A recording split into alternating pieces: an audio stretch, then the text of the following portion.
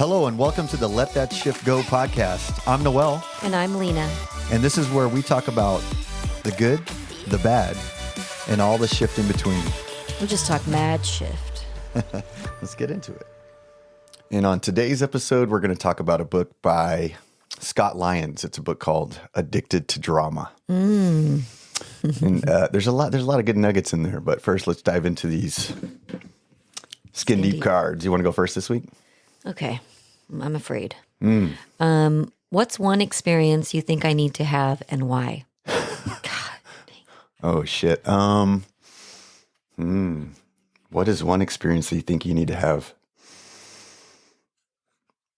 I think you really need to have a full fuck yes birthday party for yourself. Okay. I know you're looking for something deep. I'm like, that I need oh to do. But yeah, I think this last year you kind of opened the door to it. But and then I skated around it. So you're not really fully. Okay. You haven't really fully expressed that emotion, I don't think. Yeah. I make a lot of excuses. Okay. Yeah, so celebrating yourself a little bit more, I think.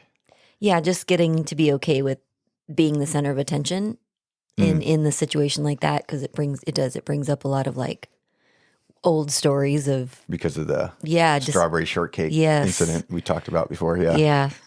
Disappointment and what it means and responsible for the people's feelings and blah, blah, blah. Yeah. So, and just celebrate for just you. Because I think a lot of this like inner work, we don't realize that we're doing it. We really think that we're doing it for ourselves, but just in the same way that a birthday party, we think we're doing it for ourselves. But at the end of the day, we're like, I hope everybody had a good time. I hope everybody, was entertained and wasn't bored at my birthday party. Yeah, I'd like see it as a stress thing instead of like an opportunity to celebrate and walk away and be like, oh, I had a good time. Yeah, I'm so happy they came kind of a thing. Yeah. So that's a new twist for me, is not looking at it as like a big responsibility and an opportunity to disappoint or be stressed, and instead look at it like, wow, this is an opportunity for me to like have fun and celebrate and write a new story. So yeah, thank you for that. My question is, how do you know when I'm struggling?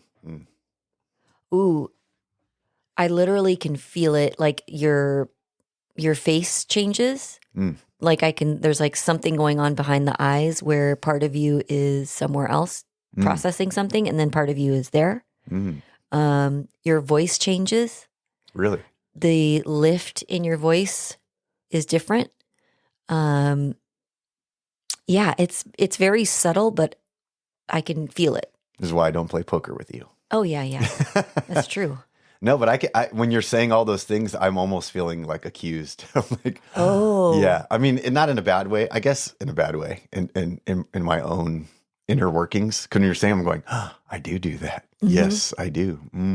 But I'm unaware, that of my tells, I think. Yeah, because you're in it. Whatever is going on, you're in it. So, that's where like a percentage of it is. And it's not a bad or a good thing. It's just that's how I know. Well, it's super helpful because right now I told you how I'm trying to make the line for my boundaries pretty fat in terms of like beginning, middle, and end. And at least this way, if I can tune into those things that my triggers that I don't even know about. Yeah. Oh, am I doing this? Is my voice changed? Right? Is the way that am I processing? Am I not fully present? Yeah. I mean, those are like, boom, there it is.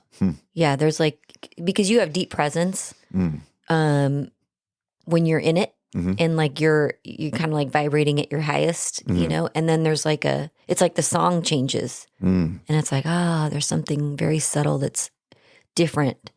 And it's just like, resonance, dissonance, kind of thing. And I think just knowing you, deeper and deeper and not just like overlooking what's happening or thinking, oh, it's about me, like which what most of us do, Yep. It's just like something's happening, wonder, what that is. And I think you do that with everybody now, though. Yeah. That's the problem.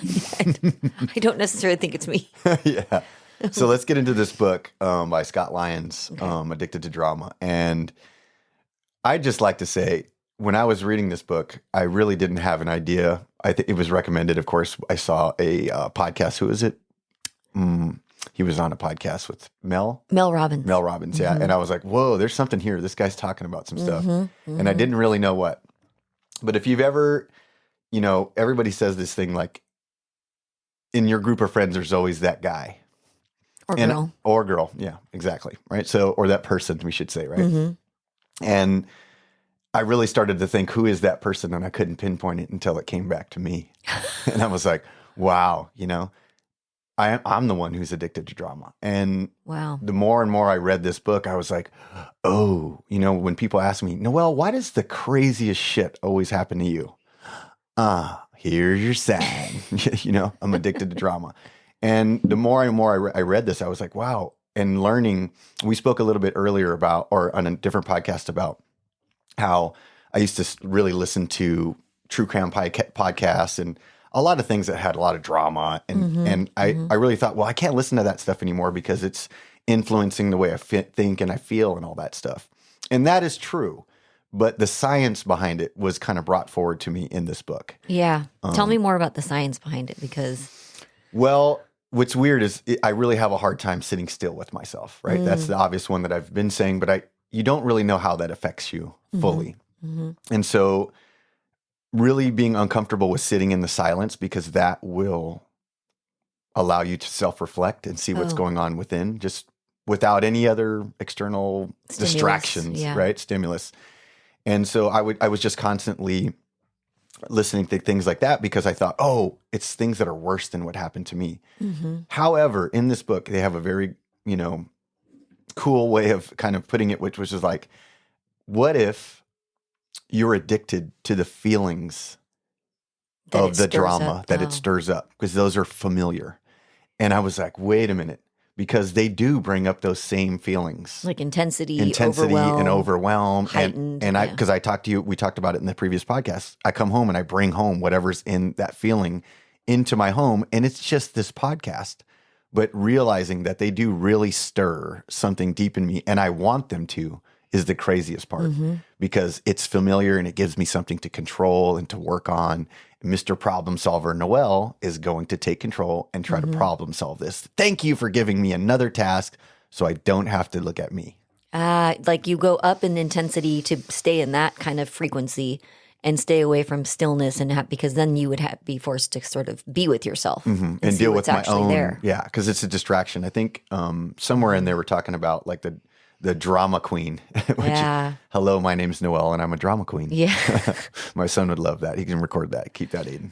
But yeah, it is really something that I started to look at with each one of these scenarios in my life. I was like, wow, there are different things that happen, and they could have went a different way had I not been so addicted to the drama of things, Like to amplify the intensity was actually something that was probably normal for you.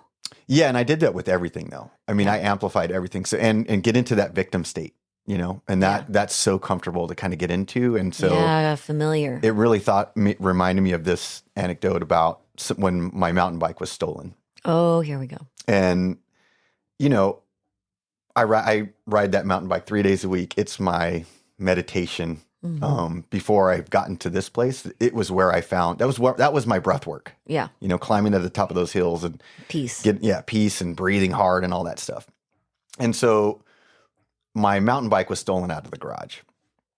And I saw it all on video because we have these cameras that watch all the people going in and out. And 3 a.m, I seen a guy leave with one of my really nice mountain bike and an electric bike. And so I was devastated, to say the least. And I, went through my garage and looked to try to find everything else that was missing and all that stuff. But what it came down to was calling the police, getting a police report, all these things, talking to an investigator. And I created a drama calling other people, right? I called Robert. I called Ralph. I called everybody I knew, like, hey, I need help. We're going to get this done. How do I get my bike back? Recruiting into your drama. Okay. Into this drama. And so I just developed this network. Okay, guys, this is a highly functioning. I didn't know this at the time, but I created this whole thing. We're going to look for this guy. We're going to catfish on, everything. Craigslist, Pink Bike, all these places where they post things. And we found it. And so much so that even Ellen, my wife, was like, Noelle, I know you. Like, make sure the police are involved and don't go try to do it yourself, which I was going to try to do fully. So I listened to her, got the police involved, and they ended up telling me, sorry, there's not much we can do because we don't have all these legal things and we can't prove it's your bike and all, even though you see all these things. And I was like, okay. Taking matters into my own hands. So Noel, what did he do? Did he just let that ride and you have enough money? You can go buy another mountain bike. You can just take it as a big Put it on your insurance. Yeah, put it on my insurance. Exactly. Nope. Noel's not going to let anybody get over on him. So anyways, I went through, catfished him, got him on the line, scheduled a whole thing to meet. And my brother-in-law is also a police officer now, but one of his best friends got us, just like, hey, we'll help kind of just keep the peace kind of a thing. Well, let's just say that day came and it was not a peaceful thing. Mm-hmm. And at the end of the day, the guy ran. There was police there, but everything just went sideways. And the guy ended up running in the car and totaled 4 other cars. I was in a car behind him because I thought he was trying to get away. And somehow, by the grace of God, I just told myself, do not get into a high-speed chase with this guy. And so I kind of just stopped where I was once he started hitting cars and spinning everybody out. And I was like, and then he pinned himself where he was stuck at a stoplight because he was trying to push between 2 cars. And literally his car was on 3 wheels. He gets out and starts running. What does Noel do? Does he let the cops handle it? Nope. I get out the car and I run him down and I chase him and tackle him on top of the train tracks by myself, wrestling him, getting him pinned. And 4 minutes later, because I had a GoPro on me, of course, Mr. Drama Queen. Oh boy, you have to, yeah. Yeah. And the cops come, the guns are out and everything. And we got the guy, got my bike back, all these things, found out this guy was a part of a whole big theft ring. And Noel stopped this theft ring that was happening in my area. You got to be the king of drama. I got to be the king of drama. Okay, so now 2-3 years later, I would not do that anymore. Yeah. Why? Well, I realized that I put a lot of other people into my drama network, and that didn't need to happen, right? It was, what's the value was $6,000, $7,000, something like that. It's not easy. I mean, yeah, it's a lot of money, but it wasn't worth what I was risking. Yes. That's the big point of it, right? Something could have happened to me. Even the police was like, that's highly unusual for the victim to go after the perp and well, good job, but don't do that again, kind of thing. That was kind of the whole thing. Even in court and telling the story, everybody was like, what the hell is this? And I was thinking to myself, man, I really do create each one of these situations and amplify it to the next level because I'm addicted to the drama and controlling the outcome and all of that. So, and at that time, you were not on the path of wanting to look at yourself. No. At all. No. And I was super angry. And you know what? Yeah. I was not the greatest of teenagers or young men. Yeah. And I had a lot of things that I was dealing with when I was, young. And I looked at a lot of things like, this is just karma coming back. You know what I mean? And so really stepping back from that and looking at that situation, I realized, yeah, all these crazy situations happen to you because you put yourself in victim. You pull more people into your drama, amplify the situation, and create a whole scenario that's, what was the quotes, like blowing out a birthday cake with a fire hose. You know what I mean? Blowing out a birthday cake candle with a fire hose. In only the way that Noel could. And that definitely does kind of rate with that. Yeah, and it really did build up my ego. People felt sorry for me on Instagram, Facebook, and all those things, and were like, "We'll help you." And I got this sense of it filled all the things for me. Oh yeah, you got victim, you got like organizer, networker, and then you got hero. Yeah, all in one swoop. So, but then pull it back a year or something later when I'm watching this dude, walk into the courtroom, and I'm the witness, and he's in cuffs and an orange suit and looking at that going, man, you know what? That person was just in a really bad place in his life. Because since then I found out, he was on methamphetamines at the time. He's never had a violent crime. He's just trying to steal and survive. Yeah. Does that give him an excuse? No. But listen, I get it. Yeah. And is jail what this guy needs? No. Yeah. So all of those things, it's like, man, this individual, this young man needs to be empowered, needs to find himself, all these things. But I'm not saying I did a bad thing, but it could have been better. Yeah. There could have been a different outcome. And that's where I kind of realized I'm the drama queen. Yeah. So there's many other different situations that come up. And that was just a real big one that came up and that everybody asked me, tell this story. And it's like, I'm really there's a lot of shame behind it now because I realize I could have walked different on that. Yeah. And it's cool and it has all these things and I got my bike back and all these things, but I don't even really ride that bike anymore since then. It wasn't about the bike necessarily. No. What are some of the other like signs or symptoms that somebody is addicted to drama? Because to me, it's like, what do you mean addicted to drama? Oh, I kind of think about like, I know people that are constantly gossiping or whatever. And it seems like that seems like an addiction to drama because you constantly want to stir things up. But, just thinking about physiologically, I liked that when, listening to the podcast or like reading through some of the book is like, there is actually a physiological response to why we do this. I mean, there's different ways we do it. Yeah. Like gossiping or victimizing yourself or constantly making a situation like the reaction is just incongruent with what's happening and pulling people into that. Like for sure, but there is actually a physiological thing that's happening in the body. And I think that's the thing that really interests me is like this ramping up of the nervous system, into this constant revving. I remember them talking about you're always revved. You're ready to go. You're always revving. And so you're looking for the next thing to rev up to because it keeps you above the level of feeling these lower vibration, emotions.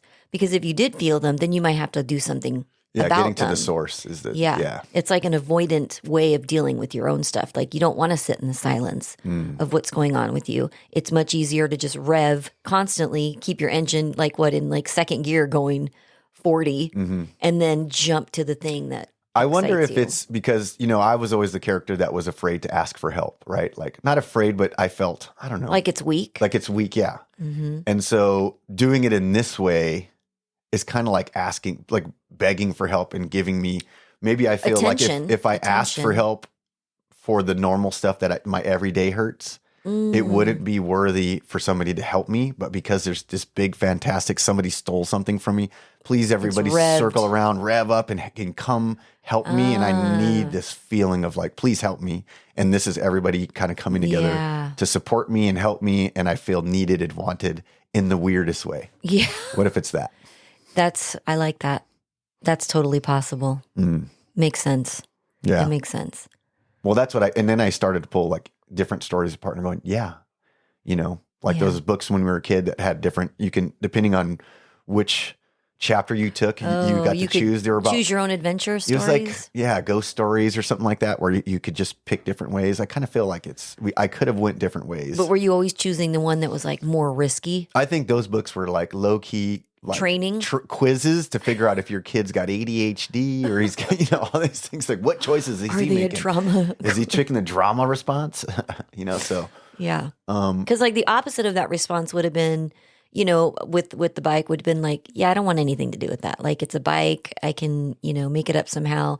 That will cost me a lot emotionally, time wise. And I have no desire to be a part of that. Yeah. But that wasn't the response. The response was, I have a desire to be a part of that. And make this different and do I didn't feel like that. The feeling was nobody's going to get over on me. You're not going to steal something from me. Story. That's mine. I worked hard for everything I've got, and not one person is going to take a dime of what I got.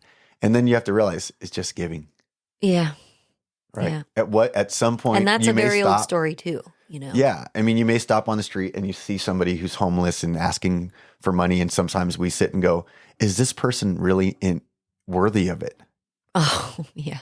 I mean, that's a real question because you see so many news stories about these people just go back into their Mercedes and they have families and they're fine. And here we are working. So we question, is this person worth it? Yeah.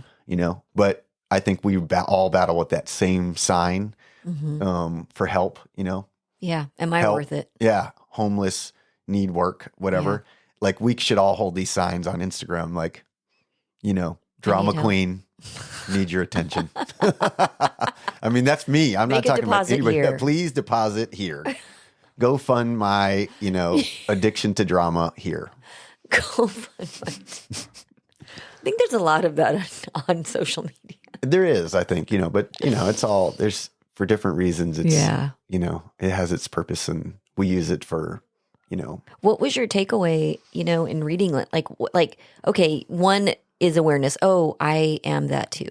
Like, I'll bet you didn't think that you would be the one that would say, oh yeah, I'm addicted to drama. But when you start breaking it down to like, what are you watching? What are you reading? What are you constantly like getting involved in you can like check in with yourself like, ooh, this feels good when it ain't, you know, what's not good. You recognize that maybe there is this addiction to revving up. Yep. Okay. So if you didn't call it addiction to drama, there's an addiction to having everything kind of revved up in intensity. So what is that about? Keeping your schedule fully busy, fully booked, overloaded, overwhelmed all the time. You know what? Yes. Here, I'm raising my hand because when I read that, I was like, oh, there is a part of me that feels like if you're not stressed, you're not productive. So it's like, one, I know that's not true, but I believe it in a weird, really deep way.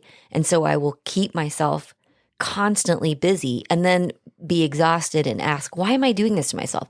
Well, I feel like it's a pattern. It's an unrecognized pattern of constantly like overscheduling so that you can be like, yeah, I just don't have time. I'm busy. And it's true, but I make my own schedule. But we also don't want to be unbusy. And when people don't show up to an event or our schedules aren't booked, then my worthiness is kicking in. Oh, now I get to go deal with my unworthiness. I'd rather be in a place where I'm canceling people and I'm too busy and be chaotic. Yeah, I don't want to look at my feelings of unworthiness or not enoughness. They don't understand. I just got a lot of stuff going on, and I've got all these events and these people. They just got to sit and they don't know what my schedule is really like. No, yeah, I think that's something definitely that I was like, why do I make my schedule like this and then wonder why I feel this way? I do the same at work, yeah. Yeah. So I set my days up and I'm not chasing guys down on bikes, but it's different for everybody. It's like little nuances. I think, I was able to notice that because I did stop like watching things that kind of rev me up because I could kind of feel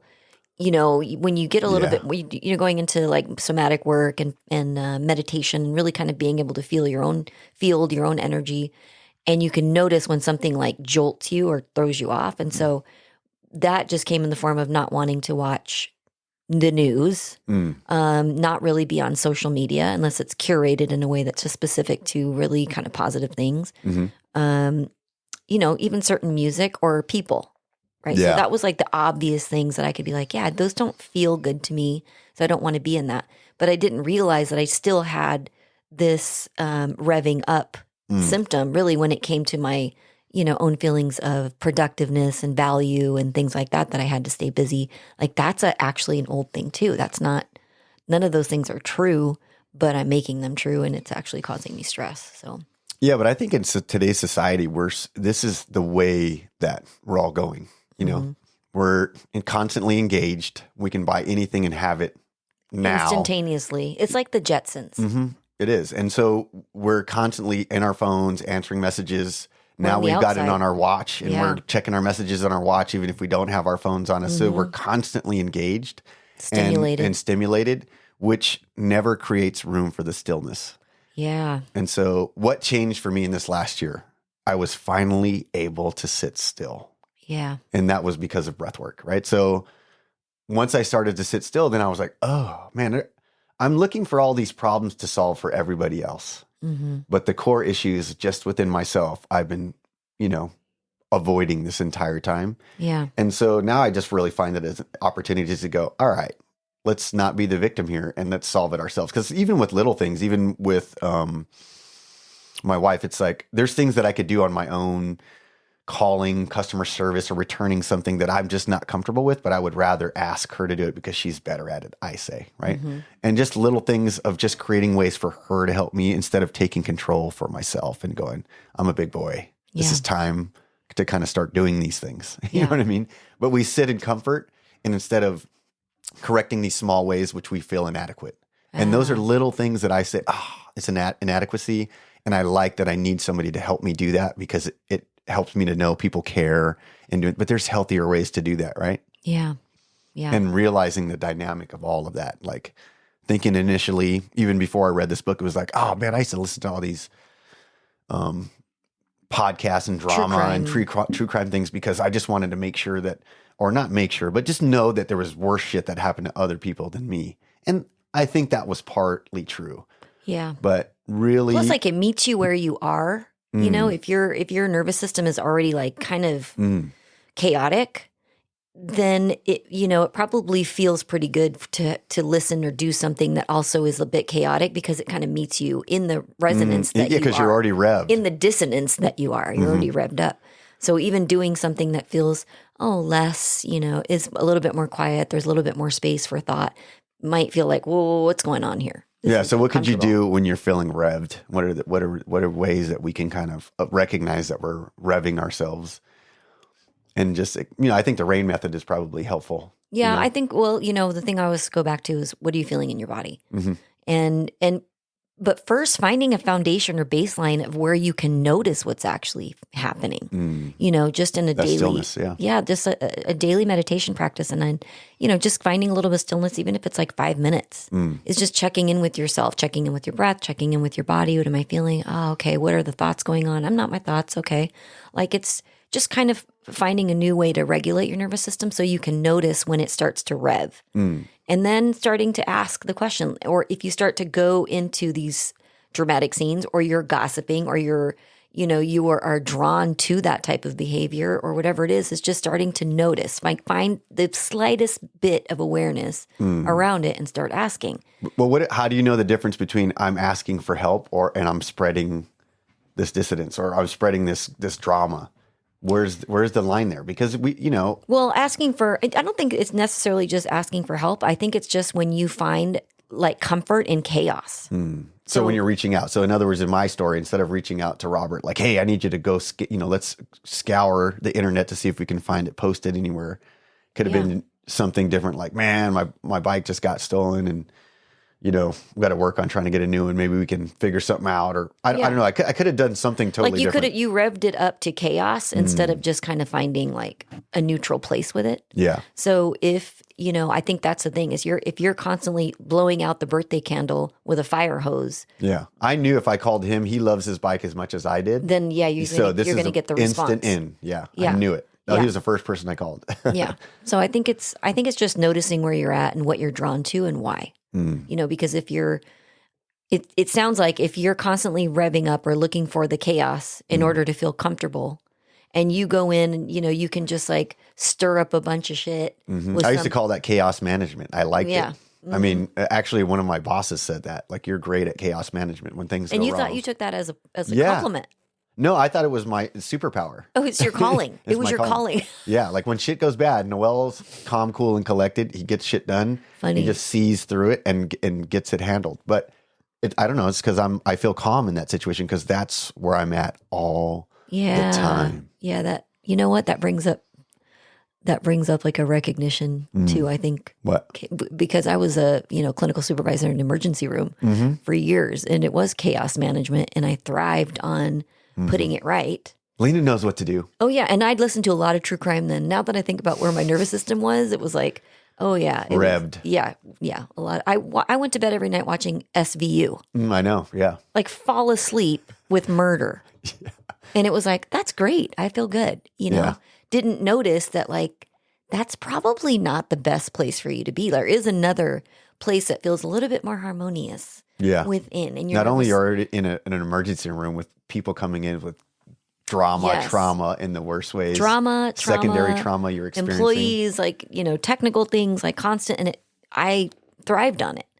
And so, but yeah, my home life also kept at that revving pace. So until it didn't. Yeah. And I think the main thing is just becoming aware and really asking the question, like, do I do this? And in his book, he does actually have 2 quizzes, I think, where you can go through and just kind of mark off like, like being addicted to drama may not be the thing that you think. Yeah. Well, the funny part of that questionnaire was like, if you answered yes to at least 3 of these 20 questions, you may be addicted to drama. And I was like, what if I checked yes on all of them?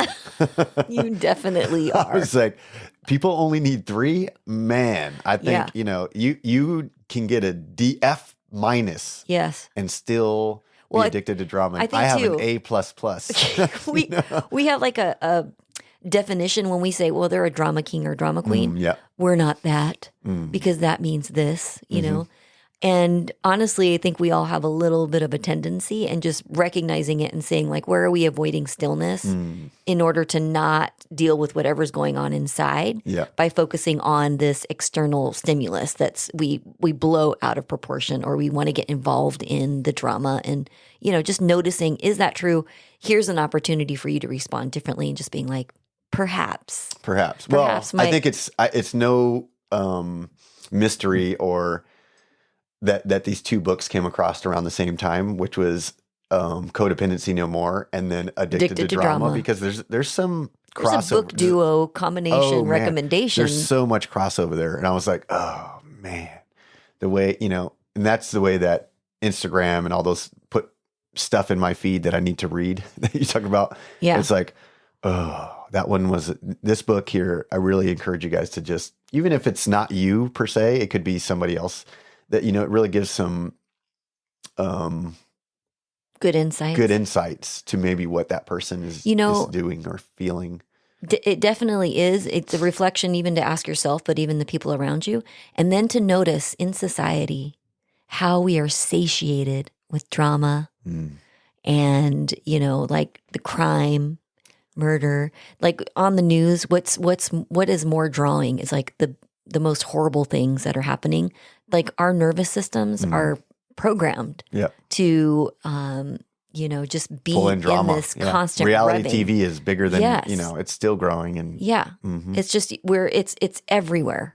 It's just like the more like salacious story gets more attention, because it's like, ooh, let's focus on that instead of ourselves. So it's a big, ugly distraction, but it's going to take some awareness on asking the questions like, do I do that? Do I want to do that? Like physiologically in your body, it's having an effect on your nervous system, on your cortisol levels, like all of that, your blood pressure. Yeah, it feels great because it's a dopamine drop every time. Yeah. But it's like empty calories, So I think one of the things we love doing on here is just bringing some awareness to some things and things that we found in ourselves. Drama king, like no longer recovering drama king. Yeah, I'm a drama king. It was a hard. I am that too. Yes. Yeah, it was hard to accept that, but I was like, yeah, I'm going to own it, because there's no way. Yeah. If I was ever to like sit in a room with somebody and try to convince them that I wasn't, that I could actually and factually do so. No. So might as well own it. Yeah.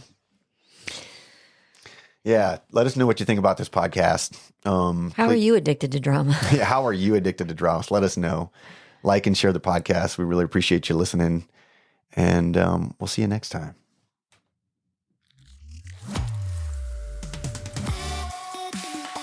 All right. That's been another episode of Let That Shift Go podcast. I'm Noel. And I'm Lena. Let us know what your questions are, and we'd love to use them on a future episode. Or check us out on Insta at Let That Shift Go, or visit our website, serenitycovetemecula.com.